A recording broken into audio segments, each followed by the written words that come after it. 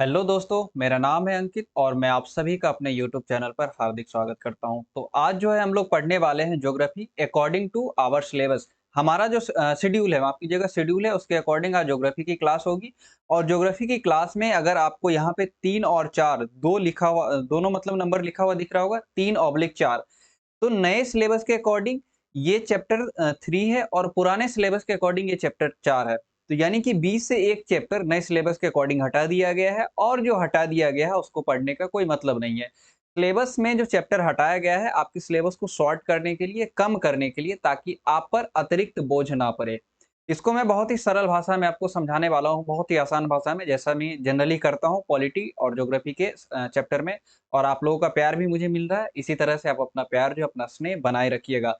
बिल्कुल new pattern के according होगा और पार्ट 2 है, इससे पहले पार्ट 1 यानी कि एक क्लास इसकी हो चुकी है। जिन बच्चों ने नहीं देखा है उसका लिंक मैं इसी वीडियो के डिस्क्रिप्शन बॉक्स में दे दूँगा, आप जाकर के देख लीजिएगा। बहुत ही अच्छा लगने वाला है आपको। 2024 के बोर्ड के एग्ज़ाम के लिए बहुत ही ज़्यादा इम्पोर्टेंट है। जो बच्चे 2024 में बोर्ड का एग्ज़ाम देने वाले हैं और हिंदी माध्यम के बच्चे होने चाहिए, इंग्लिश माध्यम माध्यम के बच्चों के लिए ये क्लास नहीं है। अभी नहीं है, बाद की मैं बाद में बात करूँगा, अभी तो फिलहाल हिंदी मीडियम के बच्चों के लिए है। किसी भी स्टेट के होंगे उन सभी के लिए बहुत ही ज़्यादा इम्पोर्टेंट है, क्योंकि इसका जो बेस है ना, एक बच्चा कह रहा था मुझे, सर एनसीईआरटी पढ़ाइए, ठीक है? इसका जो बेस है, आधार जो है इसका एनसीईआरटी ही है, एनसीईआरटी ही है। इसके अलावा कोई और बेस नहीं है, क्योंकि मैक्सिमम राज्यों में जो बेस है, जो बुक लिखी गई है, जो पढ़ाई जा रही है, वो एनसीईआरटी ही पढ़ाई जा रही है। इसलिए मैं भी यहाँ पे एनसीईआरटी ही आपको पढ़ा रहा हूँ, कोई दूसरा बुक नहीं पढ़ा रहा हूँ। शेड्यूल की बात करते हैं तो शेड्यूल का जो टाइम है, बहुत सारे बच्चे टाइम भी पूछ रहे थे, तो टाइम है 8 पीएम। 8 पीएम यानी कि शाम में। शाम को 8 बजे टाइम है। एक दिन पॉलिटी की क्लास चलती है, एक दिन ज्योग्राफी की क्लास चलती है, यानी कि एक दिन गैप करके है। पॉलिटी की क्लास जो है मंगलवार को है, गुरुवार को, शनिवार को है, वहीं ज्योग्राफी की क्लास सोमवार, बुधवार और शुक्रवार को है। तो आज जो है ज्योग्राफी की क्लास होने वाली है, चूँकि आज क्या है? बुधवार है, वेडनेसडे है, तो आज है ज्योग्राफी की क्लास होगी। और नोटिफ़िकेशन के लिए आप हमारा टेलीग्राम ग्रुप भी जॉइन कर सकते हैं। इस पे आपको नोटिफ़िकेशन मिल जाएगा और साथ ही साथ टेलीग्राम ग्रुप इसलिए भी जॉइन कीजिए ताकि मुझे अगर कोई पीडीएफ डालना होगा, कुछ नोटिफ़िकेशन और डालना होगा, किसी तरह की सूचना मुझे देनी होगी, तो मैं आपको वहाँ से दे सकता हूँ। मैंने आपसे कहा था कि आपको लाइव क्लास करना है तो आपको 50 सब्सक्राइबर पुराना सब्स 50 कमेंट करना है, 50 कमेंट आप कर दीजिए, मैं आपको लाइव क्लास दे दूँगा। 2-3 बच्चे ही इंटरेस्टेड दिख रहे हैं, तो कम से कम इतना कमेंट कीजिए तभी मैं लाइव क्लास के लिए इंटरेस्टेड होऊँगा। और वहाँ पे आपके क्लियर कर दूँगा डाउट, जो भी डाउट होगा चैप्टर से रिलेटेड, सब्जेक्ट से रिलेटेड जो भी डाउट होगा वो मैं आपको वहाँ पे क्लियर कर दूँगा। तो आज की क्लास में देखते हैं हम लोग क्या-क्या पढ़ने वाले हैं। इससे पहले पिछले की क्लास इससे पीछे की क्लास में क्या-क्या हुआ है कि मानव विकास क्या है, इसका हम लोग परिभाषा देख चुके हैं, वहीं विकास की परिभाषा देख चुके हैं, वृद्धि की परिभाषा देख चुके हैं, विकास और वृद्धि में क्या अंतर है, ये भी हम लोग देख चुके हैं। मानव विकास की जो अवधारणा दी गई थी, ये किसके द्वारा दी गई थी, कब दी गई थी, इसके बारे में भी हम लोग बात कर चुके हैं। तो आज की क्लास में जो हम लोग पढ़ने वाले हैं, आज की क्लास में ये हम लोग पढ़ने वाले हैं मानव विकास के स्तंभ, पिलर्स ऑफ ह्यूमन डेवलपमेंट, इसको पढ़ने वाले हैं। उसके बाद मानव विकास के उपागम भी हम लोग पढ़ने वाले हैं। इसके बाद मानव विकास सूचकांक, ह्यूमन डेवलपमेंट इंडेक्स भी पढ़ने वाले हैं। और ह्यूमन डेवलपमेंट इंडेक्स के आधार पर जो देशों का वर्गीकरण किया जाता है, इसको भी हम लोग देखने वाले हैं। तो मैं उम्मीद करता हूं कि आपको समझ में आ गया कि क्या-क्या पढ़ने वाले हैं हम लोग। तो चलिए शुरू कर देते हैं अपना पहला टॉपिक जो है आज का, मानव विकास के स्तंभ, पिलर्स ऑफ ह्यूमन डेवलपमेंट। मानव विकास के कुल 4 स्तंभ है। शायद आपको नहीं दिख रहा होगा चौथा स्तंभ, इसमें मैं दिख रहा हूँ आपको। पहला स्तंभ जो है, पहला स्तंभ है, ये समता का स्तंभ है। दूसरा है सतत पोषणीयता, तीसरा है उत्पादकता और चौथा है सशक्तिकरण। तो इस सब के बारे में एक-एक करके हम लोग अब देखते हैं कि इसका मतलब क्या होता है। अच्छा, मानव विकास ज़रूरी क्यों है? जो हम और आप मानव हैं, मनुष्य हैं, इसका डेवलपमेंट क्यों ज़रूरी है? ताकि मानव जो है पृथ्वी पर जितने भी प्राणी हैं, उसमें सबसे ज़्यादा जो कह सकते हैं सबसे ज़्यादा बुद्धि वाला, विवेक वाला प्राणी है और शुरू से ही इसकी डेवलपमेंट होती आई है धीरे-धीरे करके। पहले मानव, अगर डार्विन के सिद्धांत की बात करें तो पहले मानव बंदर था, धीरे धीरे करके ये फिर मानवीय कार्य करता गया, अपनी कार्य में परिवर्तन करता गया और धीरे धीरे करके मानव बनता गया। हालांकि वो डार्विन के सिद्धांत में केमिस्ट्री में आप लोगों को ज्यादा अच्छे से समझ में आएगा। तो मानव जो विकास करता गया, धीरे धीरे चलकर इसका कुछ पैमाना सेट किया गया, जिसमें से 3 पैमाने बहुत ही महत्वपूर्ण रखे गए थे। पहला तो था स्वास्थ्य, ठीक? उसके बाद शिक्षा और जो संसाधन है, उपलब्ध संसाधन, इसका मानव किस तरह से उपयोग कर रहा है, इस बेस पर मानव विकास का एक रिपोर्ट तैयार किया गया था, जिसको ह्यूमन डेवलपमेंट इंडेक्स कहेंगे। इसके बारे में भी हम लोग बात करेंगे। उससे पहले हम लोग देखते हैं कि जो मानव विकास के 4 स्तंभ जो हैं, जो पहला स्तंभ है समता, इसका क्या मतलब होता है, इसका क्या अर्थ होता है? समता जो है, यह कहता है, समता का अर्थ एक तरह से समानता हो गया, इक्वालिटी, ठीक है? इक्वालिटी, बराबर का भाव, ठीक? तो जो भी प्रत्येक व्यक्ति के लिए देश में, क्षेत्र में, प्रदेश में, राज्य में, जिसकी भी आप बात करें, उसमें जो उपलब्ध संसाधन है, जो उपलब्ध अवसर हैं, उस तक सबकी पहुंच होनी चाहिए और समान रूप से पहुंच होनी चाहिए। किसी के साथ भेदभाव नहीं होना चाहिए। ये सरकार वहाँ की तय करे कि जो उपलब्ध संसाधन है, वो प्रत्येक व्यक्ति को समान रूप से उपलब्ध हो, समान रूप से वह उस संसाधन तक पहुँच हो। अगर उदाहरण की बात करें, तो हम या आप देखते हैं हमारे आस-पास क्या होता है कि कुछ बच्चे हैं जो नहीं पढ़ पाते हैं। बिल्कुल ही जो शिक्षा है उससे कटे हुए रहते हैं। वहीं मैं बात करूँ जो खास करके महिलाएँ हैं, ये भी शिक्षा से कटी हुई हैं। स्वास्थ्य की व्यवस्था नहीं उनको मिल पा रही है। जो ओबीसी कैटेगरी के लोग हैं, अदर बैकवर्ड जिसको अन्य पिछड़ा वर्ग कहते हैं, जो एससी, एसटी के लोग हैं, इस समुदाय के लोग हैं, इन सबको शिक्षा तक पहुँच नहीं बन पा रही है। ये सभी लोग शिक्षा तक नहीं पहुँच पा रहे हैं। इसका सीधा-सा मतलब है कि सरकार जो संसाधन उपलब्ध करवा रही है, शिक्षा के रूप में, उसका बँटवारा समान रूप से नहीं हुआ है और यही समता कहता है कि उसका बँटवारा जो है समान रूप से होना चाहिए। एग्ज़ाम्पल में हम शिक्षा का एग्ज़ाम्पल देख चुके हैं, ठीक है? एक एग्ज़ाम्पल, इसके अलावा आप स्वास्थ्य भी ले सकते हैं, ठीक है? जो कहीं पे बहुत अच्छी स्वास्थ्य व्यवस्था है सरकार के द्वारा दी जा रही है और कहीं पे नहीं दी जा रही है, जो दूर-दराज के क्षेत्र में यहाँ पे नहीं है। तो ये भी संसाधन का सही बँटवारा नहीं हुआ। इसी तरह से कुछ और एग्ज़ाम्पल आप लोग अपने हिसाब से सेट कर सकते हैं। लेकिन जेन्युइन होना चाहिए, ऑथेंटिक होना चाहिए। दूसरा क्या है कि सतत पोषणीयता। इसका जो अर्थ है, अवसरों की उपलब्धता में निरंतरता और जो उपलब्ध अवसर हैं, ये कैसे कौन-कौन से हैं? पर्यावरण, वित्तीय तथा मानवीय संसाधनों का विवेकपूर्ण उपयोग कह रहा है। उदाहरण से अगर समझेंगे ना तो बहुत ही अच्छे से समझ में आ जाएगा। कच्चा तेल। कच्चा तेल की बात करें जिसमें से पेट्रोल, डीज़ल इत्यादि ईटीसी हम लिख सकते हैं, ठीक है? तो ये जो पेट्रोल और डीज़ल जो उपलब्ध संसाधन है, इसको हम और आप इस प्रकार से यूज़ करें कि इसकी जो है उपयोगिता बाद में भी बनी रहे। यानी कि इतना ज़्यादा यूज़ नहीं कर देना, संसाधनों का दोहन नहीं कर देना है कि आने वाली पीढ़ी, आने वाली नस्ल है उसके लिए कुछ ना बचे, उनको पता ना हो। भले ही हम इलेक्ट्रिक पर शिफ्ट हो रहे हैं, धीरे-धीरे हम हाइड्रोजन कार की तरफ बढ़ेंगे, लेकिन पेट्रोल और डीज़ल की उपयोगिता हमेशा के लिए खत्म नहीं होने वाली है। रहेगी, कम स्तर पे रहेगी लेकिन रहेगी और खत्म होने में करीब दशकों लग जाएँगे, सदियों लग जाएँगे। तो यही कहा जा रहा है कि जो भी उपलब्ध साधन है, जो भी उपलब्ध संसाधन है, इसका हम इतना उपभोग ना कर लें कि वो आने वाली पीढ़ियों के लिए बचे ही ना। तो आई होप आपको समझ में आ गया होगा। नेक्स्ट क्वेश्चन है नेक्स्ट है जो इसका तीसरा पॉइंट है उत्पादकता। उत्पादकता का अर्थ है कि मानव श्रम, जो मानव हम आप जो श्रम करते हैं, जो कार्य करते हैं या मानव के कार्यों के संदर्भ में उत्पादकता। ये कैसे उत्पादकता हो सकती है? मानव श्रम किस तरह से उत्पादक हो सकता है? कैसे इसकी उत्पादकता बढ़ सकती है? तो इसकी इसकी साक्षरता दर को बढ़ा करके। अच्छी चिकित्सा सुविधाएँ इसको हम उपलब्ध करवा सकते हैं, जिससे क्या होगा कि इसके कार्य क्षमता में बढ़ोतरी होगी।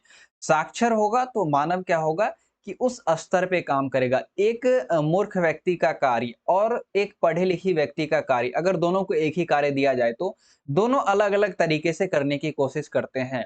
मूर्ख व्यक्ति जहाँ दिमाग का कम इस्तेमाल करेगा, वहीं जो साक्षर व्यक्ति है, वो दिमाग का अधिक इस्तेमाल करेगा और जो कार्य है, उसको सुलभ बनाने की, सरल बनाने की कोशिश करेगा। यहीं अगर अच्छी चिकित्सा सुविधाएँ की बात करें, जिसको स्वास्थ्य सुविधा भी कह सकते हैं, अगर ये अच्छी सुविधाएँ उपलब्ध होगी, तो मानव क्या होगा? स्वस्थ होगा और मानव स्वस्थ होगा तो काम कर पाएगा, इस वजह से उसकी कार्यक्षमता में बढ़ोतरी हो जाएगी।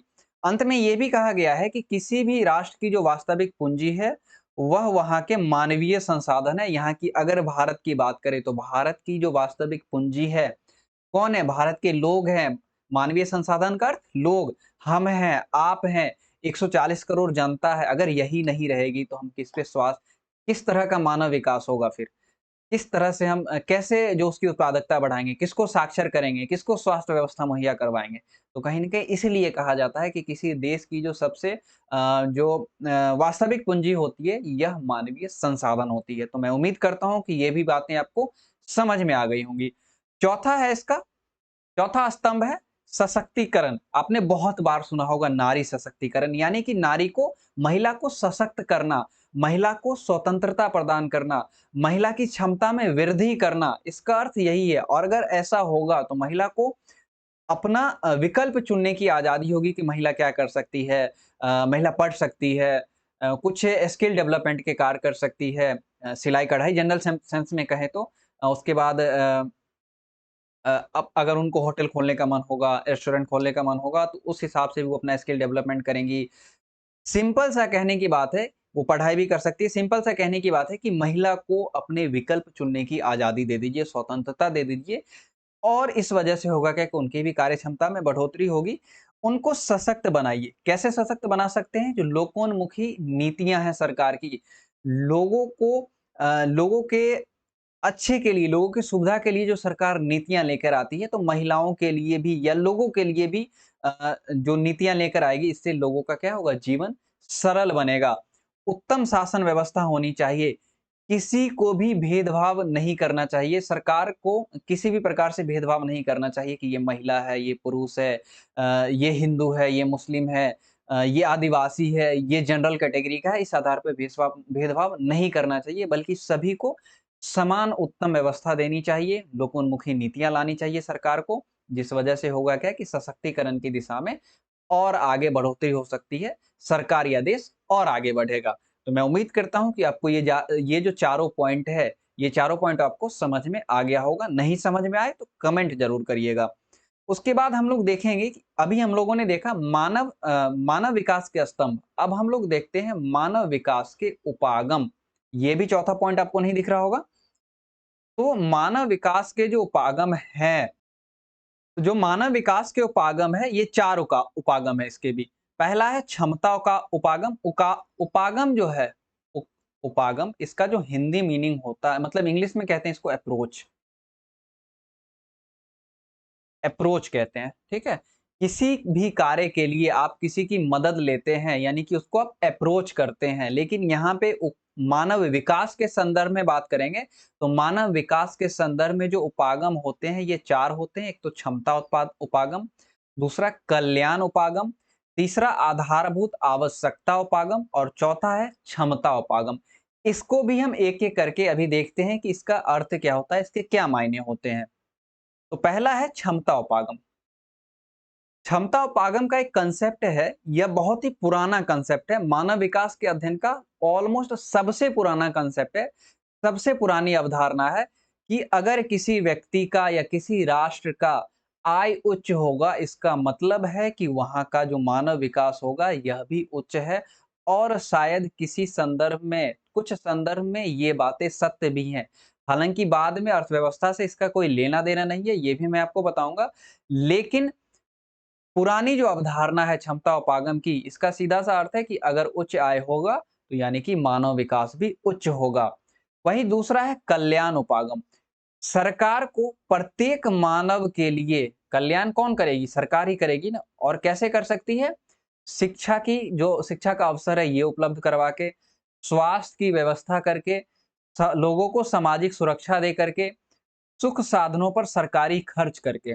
शिक्षा यानी कि सरकार अगर शिक्षा को अनिवार्य करती है और साथ ही साथ ऐसे लोगों को शिक्षा उपलब्ध करवाती है जिनके पास पैसा नहीं है, जो शिक्षा से वंचित हैं।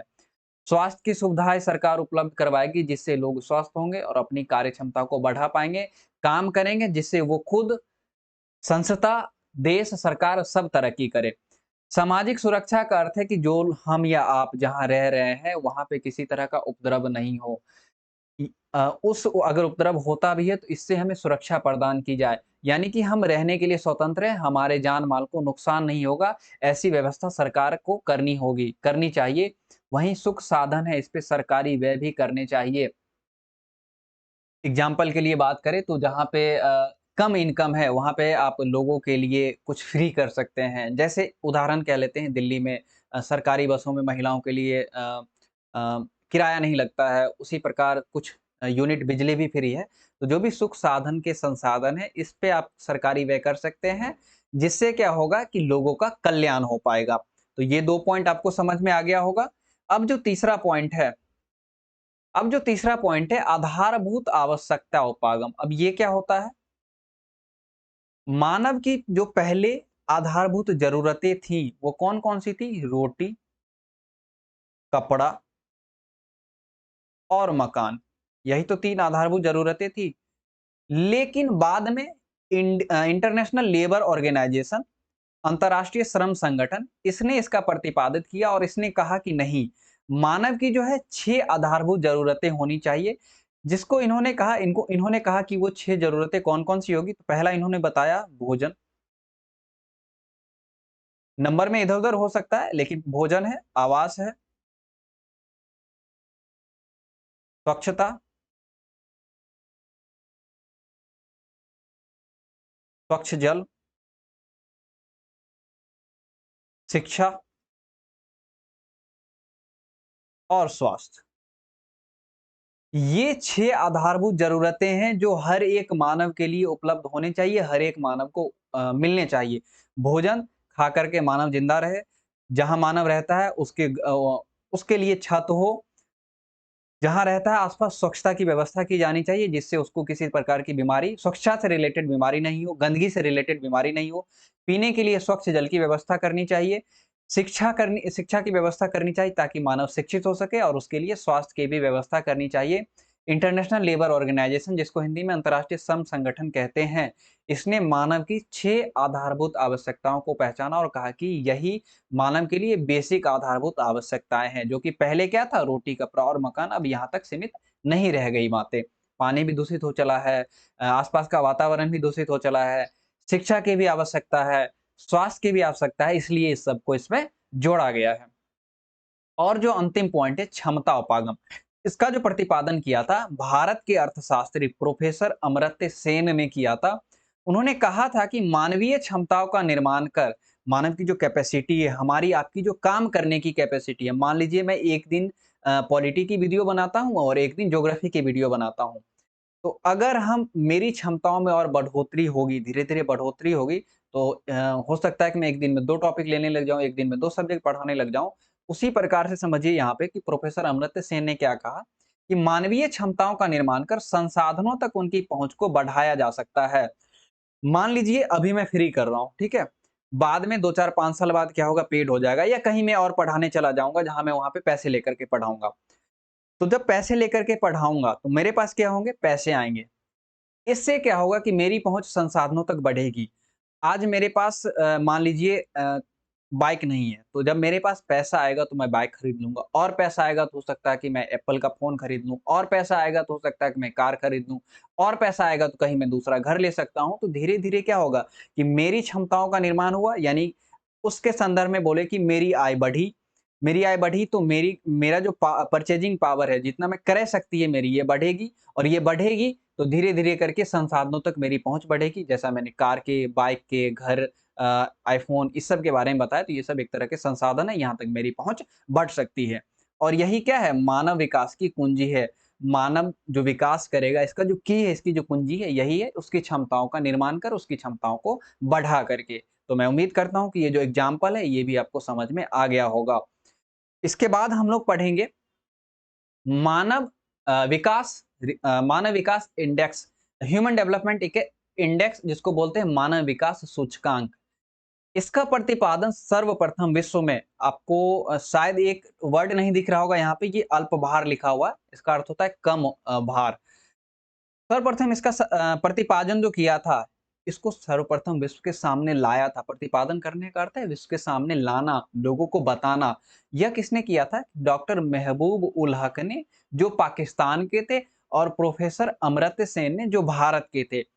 ठीक है, 1990 में इसका प्रतिपादन किया गया, यानी पाकिस्तान से रिलेटेड हैं और अमर्त्य सेन भारत से रिलेटेड है। उन्होंने कहा था कि अगर किसी भी देश का मानव विकास मापना है, देखना है कि देश का मानव विकास कैसे हुआ, तो उन्होंने 3 आधार बताया था कि 3 आधार के स्तर पे, 3 आधार के 3 पॉइंट के बेस पे आप देख सकते हैं कि किसी देश का विकास जो है ये कैसे हुआ, या कितना हुआ। उन्होंने जो 3 पॉइंट दिया, पहला तो था स्वास्थ्य, दूसरा साक्षरता और तीसरा संसाधनों तक मानव की पहुंच। स्वास्थ्य कहने का अर्थ है कि मैं और आप अगर भारत में रह रहे हैं, तो भारत का जो मानव विकास सूचकांक जो निकाला जाएगा, ये किस स्तर पे निकाला जाएगा? कि भारत सरकार स्वास्थ्य की व्यवस्था कैसी कर रही है, शिक्षा की व्यवस्था भारत में कैसे, और संसाधनों तक पहुंच भारत में कैसे हो पा रही है। तो स्वास्थ्य की बात करें तो जन्म के बाद जो लोग जीवित बच जाते हैं, और खास करके स्वास्थ्य की बात करें, 25 से 85 वर्ष के लोग, ठीक है, 25 से 85 वर्ष तक अगर जीवन प्रत्याशा वहाँ की अच्छी है, तो ये माना जाएगा कि वहाँ की स्वास्थ्य व्यवस्था अच्छी है। अभी जो है लगभग 70 के आसपास है। वहीं अगर साक्षरता की बात करें वहीं अगर साक्षरता की बात करें तो जो है प्रौढ़ साक्षरता, साक्षरता में आ जाएगा प्रौढ़ साक्षरता। बताता हूँ अभी क्या होता है प्रौढ़ साक्षरता। प्रौढ़ साक्षरता में होता है जो 15 से 35 वर्ष के आयु के लोग उस देश में, उस क्षेत्र में पढ़े लिखे हैं कि नहीं। अगर नहीं है तो वहाँ की साक्षर व्यवस्था अच्छी नहीं, वहाँ की शिक्षा व्यवस्था अच्छी नहीं है। जो बच्चे हैं वह स्कूल जा पा रहे हैं कि नहीं, जो निचले तबके के लोग हैं उन तक शिक्षा व्यवस्था पहुँच रही है कि नहीं, इस स्तर पे साक्षरता वहाँ की मापी जाएगी। वहीं संसाधनों तक जो पहुँच है, ये मैंने जो अपना एग्जाम्पल दिया, सीधा सा संसाधनों तक पहुँच है कि किसी व्यक्ति की आय कितनी है, ठीक है? आय, आय से डिपेंड करेगा। अगर उसकी आय बढ़ेगी तो क्या होगा? अगर उसकी आय बढ़ती है तो उसका जो परचेजिंग पावर है, जो क्रय शक्ति है, यह भी बढ़ जाएगा। मान लीजिए अभी किसी व्यक्ति की आय है 10,000, 10,000 तो उसी में अपना गुजारा कर रहा है। वहीं उस व्यक्ति की आय बढ़ करके 50,000 हो जाती है। तो क्या होगा कि उसकी आय बढ़ गई, यानी कि अब उसकी क्रय शक्ति भी बढ़ गई। पहले उसके घर में 1 मोबाइल था, अब जो 4 सदस्य हैं उस चारों के पास मोबाइल होगा। पहले उसके घर में साइकिल थी, अब उसके घर में बाइक या कार हो सकती है। इस तरह से हो सकता है। यानी कि उसकी जो क्रय शक्ति है, उसका जो परचेजिंग पावर है, ये बढ़ गया और सीधा-सीधा डिपेंड है आय से। और इसका जो पैमाना रखा गया है क्रय शक्ति का, ये $100 से $40,000 के बीच, ठीक है? डॉलर में है, $100 से $40,000 के बीच। $100 का अर्थ हो गया, अगर $100 को बात करें, शायद आपको नहीं दिख रहा होगा। $100 का अर्थ हो गया 100 इंटू अगर एवरेज 80 भी ले तो लगभग कितने हो गए? ₹8,000 हो गए। वहीं $40 की बात करें तो फिर 80 या 82 से आप मल्टीप्लाई कर दीजिएगा। उतना पैसा होना चाहिए, इसके बीच इनकम होनी चाहिए। इसका जो पैमाना है, इसको जो मापा जाता है 0 से 1 के बीच, 0 से 1 के बीच मापा जाता है। जहां 1 के निकट जो नंबर होगा वो सबसे उच्च होगा। सबसे उच्च जो अंक है ये 0.983 और सबसे निम्न है 0.268 है। जो ये 3 कैटेगरी रखी गई है यहाँ पे, कौन-कौन सी है? कौन-कौन सी है? स्वास्थ्य है, साक्षरता है और संसाधनों तक जो पहुँच है। ये जो 3 कैटेगरी यहाँ पे रखी गई है, सभी का जो वेटेज है ये 1/3 है। स्वास्थ्य का भी 1/3 होगा, उसके बाद साक्षरता का भी 1/3 होगा और संसाधनों तक पहुँच का भी 1/3 होगा। इस तीनों को जोड़ेंगे तो तीनों का अगर आपको ये वाला जोड़ आता है भिन्न वाला, तो जोड़ करके देखिएगा 1 हो जाएगा यहाँ पे, ठीक है? तो ये मानव विकास सूचकांक इस 3 पैमाने पर निकाला जाता है। वहीं जो और ये किसके द्वारा निकाला जाता है? यूनाइटेड नेशन डेवलपमेंट प्रोग्राम, यानी कि संयुक्त राष्ट्र विकास कार्यक्रम, हिंदी में इसको बोलते हैं संयुक्त राष्ट्र विकास कार्यक्रम, इसके द्वारा निकाला जाता है। लेकिन ये जो पैमाना है, किसी भी राष्ट्र के लिए जो मानव विकास का कुल उचित पैमाना नहीं है। ऐसा कह सकते हैं कि जो संतुष्टि दे दे हमें, आपको, या जो अर्थशास्त्री है उसको, यह एक उचित पैमाना नहीं है। बल्कि इसमें अब बोला जा रहा है कि इसको भी शामिल किया जाए, किसको? मानव गरीबी सूचकांक को, इस पैमाने को भी शामिल किया जाए और दोनों को मिला करके मानव विकास सूचकांक तैयार की जाए। इसमें क्या-क्या देखा जाता है, जो मृत्यु है ये 40 वर्ष के अंदर तो नहीं हो जा रही है। जो प्रौढ़ साक्षरता दर है, क्या ये कम है? यानी कि प्रौढ़ निरक्षरता दर देखी जा रही है।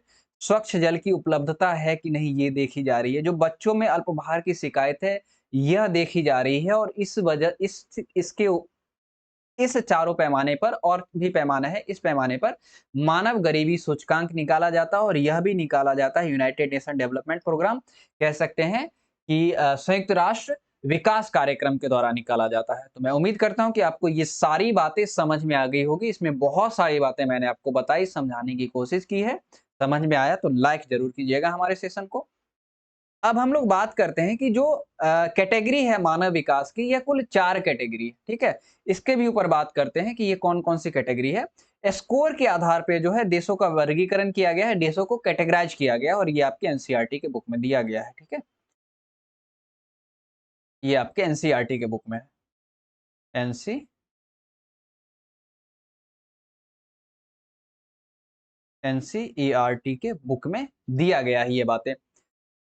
और ये कितना 2020 का पैमाना है कि अगर 0.800 से ऊपर है तो वह देश उस देश को अति उच्च कैटेगरी में रखा जाएगा।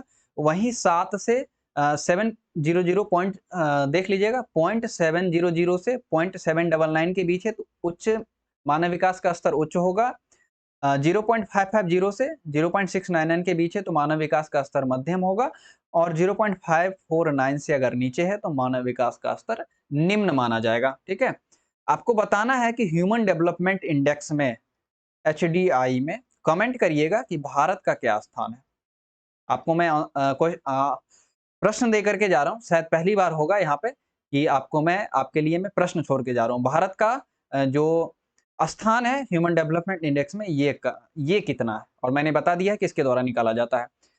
अब जो है, जो और भी अर्थशास्त्री हैं, जो भूगोलवेत्ता हैं, ये सोच रहे हैं कि मानव विकास में कुछ और चीज़ों को भी जोड़ा जाए इसमें या और नए-नए जो आयाम है इसको विकसित किया जाए, इसको लाया जाए, जिससे मानव की जो वहाँ की दशा है उस देश की, उस क्षेत्र की, इससे पता चलती है। जिसमें उन्होंने एक भ्रष्टाचार सूचकांक को दिया है जिसको ट्रांसपेरेंसी इंटरनेशनल के द्वारा ट्रांसपेरेंसी इंटरनेशनल टीआई इसके द्वारा जारी किया जाता है। वहीं राजनीतिक स्वतंत्रता सूचकांक के ऊपर भी बात की जा रही है कि किसी देश में वहाँ के लोगों को कितनी राजनीतिक स्वतंत्रता है, इसके लिए भी एक सूचकांक बनाई जाए। भ्रष्टाचार सूचकांक की बात करें कि किसी देश में जो व्याप्त भ्रष्टाचार है, इसके ऊपर एक सूचकांक लाई गई है जो ट्रांसपेरेंसी इंटरनेशनल के द्वारा लाई गई है और यहाँ पे भी मैं आपके लिए क्वेश्चन छोड़ के जाता हूँ कि इसमें भारत का क्या स्थान है? भारत का क्या स्थान है ये बताइए, ठीक है? तो अब हम लोग ये देखते हैं कि ये जो पैमाना सारा कुछ हम लोगों ने देख लिया, लेकिन विश्व में इकलौता एक देश है, हम बात करेंगे विश्व में इकलौता एक देश है जो भारत का पड़ोसी देश है, जिसको भारत सबसे ज़्यादा अनुदान देता है, जिस हिमालयन देश को भारत सबसे ज़्यादा अनुदान देता है, अगर आपने पॉलिटी का क्लास मेरा देखा होगा तब आपको पता चल गया होगा अभी तक, वो देश है भूटान। उसने कहा कि मानव विकास का जो ये पैमाना है ना, इसको हम नहीं मानेंगे। उसने एक अलग से पैमाना सेट किया जिसको जीएनपी कहा जाता है, ग्रॉस नेशनल हैप्पीनेस, सकल राष्ट्रीय प्रसन्नता। सकल का अर्थ होता है पूरा, पूरे देश में कंप्लीट, जो पूरे देश को कहते हैं सकल राष्ट्रीय प्रसन्नता। मतलब कि उस देश में लोग कितने खुश हैं, हम इस पैमाने से जज करेंगे, इस पैमाने से बात करेंगे कि हमारा जो मानव विकास है ये कितना हुआ। ये जो है ना सीधा-सीधा संबंध देखिए, मानव विकास का संबंध आर्थिक उन्नति से नहीं है। बहुत सारे ऐसे देश हैं, जो बहुत ही ज़्यादा उन्नति कर चुके हैं, बहुत ही ज़्यादा प्रगति कर चुके हैं। उनकी अर्थव्यवस्था बहुत ही अच्छी है, लेकिन वहाँ की जो प्रसन्नता है, ये बहुत ही कम है या वहाँ का जो मानव विकास है, ये बहुत ही कम है। अगर मैं बात करूँ भारत और भारतीय उपमहाद्वीप की, तो भारत का जो मानव विकास है, ये अ, काफ़ी ज़्यादा काफ़ी कम है, कह सकते हैं कि नीचे से है। मतलब अ, 132 है भारत का मानव विकास इंडेक्स में जो भारत का स्थान है वो 132 है। मैं बहुत ज़्यादा फंबल कर रहा हूँ। वहीं अगर मैं भारत के पड़ोसी देशों की बात करूँ तो श्रीलंका का 73 है, चाइना का 79 है, भूटान का 127 है, बांग्लादेश का 129 है और नेपाल का 143 है। यानी कि कुछ देश है इसमें से जो भारत से कम है। लेकिन इन सभी देशों की अगर बात करें, चाइना को अगर यहाँ से एक्सक्लूड कर दे, चाइना को हटा दे, तो इन सभी देशों से भारत की जो अर्थव्यवस्था है ये काफ़ी ज़्यादा है, लेकिन भारत का रैंक काफ़ी ज़्यादा है। इसलिए अर्थव्यवस्था से या पैसे से मानव विकास को नहीं मापा जाता, इसका कोई प्रत्यक्ष संबंध नहीं है। इसलिए भूटान ने अपना एक अलग पैमाना सेट किया, जिसको जीएनपी कहा जाता है, ग्रॉस नेशनल हैप्पीनेस, यानी कि उस देश के लोग कितने ज़्यादा खुश हैं, ठीक है? सकल राष्ट्रीय प्रसन्नता हमें विकास के आध्यात्मिक, भौतिकता और गुणात्मक पक्षों को सोचने के लिए प्रोत्साहित करती है। लोगों को आध्यात्मिक जीवन से भी जोड़ा जाए, भौतिक चीज़ों से, जैसे कि शिक्षा, स्वास्थ्य, इस सब चीज़ों से भी जोड़ा जाए, और गुणात्मक कहने का अर्थ है कि क्वालिटी लाइफ भी उनको दी जाए। ये सभी चीज़ों के आधार पे जो भूटान है ये सकल राष्ट्रीय प्रसन्नता इसको निकालता है और इसको उसने इसको आधार बनाया, उसने इसको बेस बनाया। वहीं ह्यूमन डेवलपमेंट इंडेक्स ये जो 2022 का है, और ये टाइम्स ऑफ इंडिया का आर्टिकल है, वहाँ से लिया गया, ठीक है? तो ये हो गया, कुल बातें आपको समझ में आ गई होंगी कि क्या-क्या थी। ये सभी के बारे में मैंने आपको डिस्कशन कर दिया है। बाकी की जो भी बातें बची है वो हम लोग क्वेश्चन आंसर के सेशन में करने वाले हैं। ये सेशन आपका खत्म हो चुका है। ये सेशन आपका कंप्लीट हो चुका है। सेशन कैसा लगा आप लोग ज़रूर बताइएगा। लाइक कीजिए सेशन को, शेयर कीजिए, शेयर बहुत कम ही लोग करते हैं, तो शेयर कर दिया कीजिए, मैं बहुत एफर्ट लगाता हूँ। सब्सक्राइब कीजिए हमारे चैनल को ताकि आपको नोटिफ़िकेशन मिल जाए, और इसके लिए आपको बेल आइकन प्रेस करना होगा। कमेंट ज़रूर कीजिए कि सेशन कैसा लगा, और इसके अलावा अगर आपको कोई और सब्जेक्ट पढ़ना है, कोई और सब्जेक्ट पढ़ना है, तो ज़रूर कमेंट कीजिए। कुछ बच्चे इकोनॉमिक्स के बारे में कह रहे थे, अगर आपको इको पढ़ना है, इकोनॉमिक्स पढ़ना है, तो आप कमेंट कीजिए कि सर मुझे इकोनॉमिक्स पढ़ना है। कितने बच्चे इंटरेस्टेड हैं? ये कमेंट देखने के बाद ही मैं इकोनॉमिक्स के ऊपर कोई लेक्चर या कोई वीडियो लेकर के आऊँगा। तो आज इतना ही रहने देते हैं, मिलते हैं अपने अगले क्लास में, तब तक के लिए पढ़िए, अपना और अपनों का ख्याल रखिए। Thank you.